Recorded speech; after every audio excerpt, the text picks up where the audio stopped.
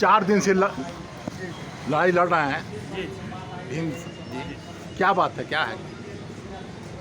Sir देखिए, ऐसा है कि हम परसों 2 दिन पहले भी हमारी आपसे वार्ता हुई बात जी जी जी और मांगों को हमने आपसे बताया था। जी जी जी लेकिन हम पूरे भारत के सभी शाखाओं में हमारे अभिकर्ता साथी 4 दिन से धरना प्रदर्शन पर बने हुए हैं। जी जी आज धरना प्रदर्शन का हमारा अंतिम दिन है, चौथा दिन है, अंतिम दिन। जी और शाम तक हमारे ऊपर के लीडर, सीनियर लीडर, हमारे जो सेंटर के लीडर, जोनल के लीडर और मंडल के लीडर, इन 4 दिनों में अगर हमारी मांग पूरी हो जाती है तो हमारा धरना प्रदर्शन समाप्त हो जाएगा। और अगर नहीं होती है और हमारे सीनियर का जो भी आह्वान आएगा तो हम इस धरना प्रदर्शन को और लंबा चलाएंगे। चाहे वो धरना प्रदर्शन 1 महीने का क्यों नहीं करना पड़े, 1 साल का ही क्यों न करना पड़े, हम धरना प्रदर्शन करेंगे। और आपके चैनल के माध्यम से भारत सरकार वित्त मंत्री को,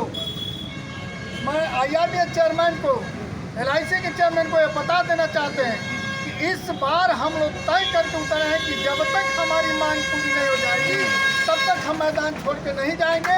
और इस लड़ाई को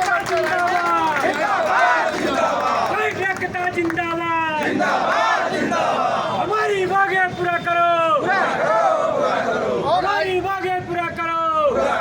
और IRDA के चेयरमैन से स्पष्ट शब्दों में कह देना चाहता हूँ कि इस भ्रम में न रहें कि उनके हट धर्मिता से हमारा आंदोलन का रूप बदल जाएगा, हमारा आंदोलन टूट जाएगा।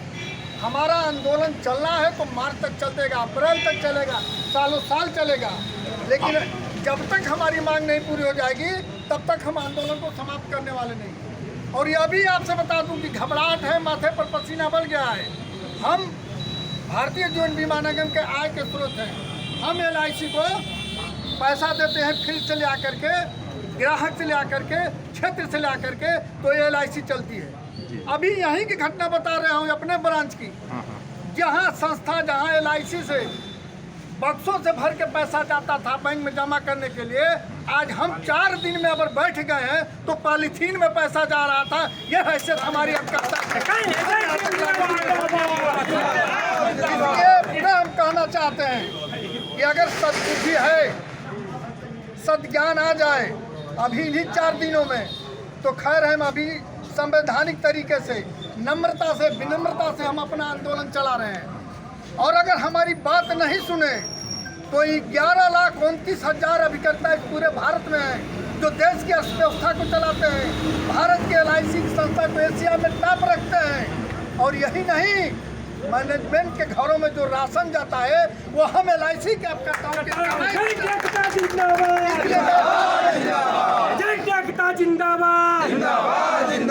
आपके चैनल के माध्यम से मैं नम्रता विनम्रता से अभिकर्ता साथी कहना चाहते हैं कि हमारी मांगों को मान लीजिए, वरना हम जब 11,29,000 उतरेंगे तो फिर हश्र भी आप सोच लीजिएगा और उसका परिणाम क्या होगा इसको भी सोच लीजिएगा। आपकी मांगे क्या क्या है? हमारी मांगे देखिए, हमारी मांगे हैं पॉलिसी धारकों को लेकर के। हम कहते हैं कि पॉलिसी धारक का बोनस बढ़ाइए, पॉलिसी धारक के ब्याज, पॉलिसी धारक को जो आप ऋण देते हैं, लोन देते हैं उसके पॉलिसी पर, उस पर आप 11.5% आप ब्याज लेते हैं।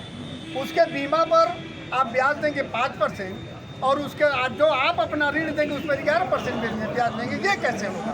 उसका ब्याज दर बढ़ाइए, ये कहाँ का न्याय है? तीसरी हमारी सबसे महत्वपूर्ण जो मांग है वो है कि पॉलिसी धारक के बीमे से GST हटाया जाए। भारतीय जीवन बीमा निगम एक सेवा प्रदत्त कंपनी है। पॉलिसी धारक पैसा निवेश करता है, न कि बिजनेस करता है, और GST बिजनेस पर लिया जाता है, पैसा जमा करने वाले पर GST फिर हम क्यों GST देते हैं? और है कि पॉलिसी धारक का बीमा बंद हो जाता है तो आपके यहाँ बीमा चालू कराता है तो जितने दिन से पॉलिसी बंद रहती है उतने दिन का आप उस पर ब्याज देता है। तो जब आप पॉलिसी पर ब्याज ले लेते हैं तो उस ब्याज पर GST क्यों लेते हैं? नहीं GST लेना चाहिए, GST हटाया जाए। यही सब मांगे हैं। दूसरी मांग हम अभिकर्ताओं की है। सन 56 में संस्था बनी, सरकारीकरण हुआ, तब से जो हमारा कमीशन रहा वही कमीशन है। और आपके कर्मचारी की उस समय तनख्वाह थी 95 रुपया, और आज वह कर्मचारी को महंगाई भत्ता उसकी तनख्वाह बढ़ा करके ब्रांच मैनेजर की तनख्वाह आप कर देंगे 1.5 लाख रुपया, और हमारी कमीशन वही रहेगा। तो हमारा कमीशन बढ़ाया जाए, हमारी ग्रेविटी बढ़ाया जाए, हमारे बच्चों की शिक्षा के लिए जिस तरह आप अपने कर्मचारी को लोन देते हैं, सुविधा देते हैं, हमको भी सुविधा दीजिए। मेडिक्लेम हमारा बढ़ाया जाए, ग्रुप इंश्योरेंस का पैसा हम देते हैं तो ग्रुप इंश्योरेंस हमारा बढ़ाइए, जितना ज़्यादा बढ़ाएं उतना ज़्यादा प्रीमियम देने को हम तैयार हैं। आपको तकलीफ क्यों हो रही है? ग्रुप इंश्योरेंस बढ़ाने के लिए हम कह रहे हैं, हम प्रीमियम देने के लिए तैयार हैं, तो आपको क्यों तकलीफ हो रही है? पैसा तो हमारा जाएगा, ग्रुप इंश्योरेंस हमारा बढ़ाया जाए। हमारा सबसे महत्वपूर्ण जो मांग है वो हाउसिंग लोन है। हाउसिंग लोन तो इन्होंने किया, लेकिन जो टाउन में रहने वाले लोग हैं उनको आप हाउसिंग लोन देंगे, जबकि यहाँ 70% हमारा अभिकर्ता रूरल एरिया ग्रामीण क्षेत्र से आता है, उसको भी हाउसिंग लोन दिया जाए और 5% दर पर दिया जाए। ये सभी मांगों को लेकर के हम लोग आज चौथे दिन लगातार मेडिक्लेम हमारा है।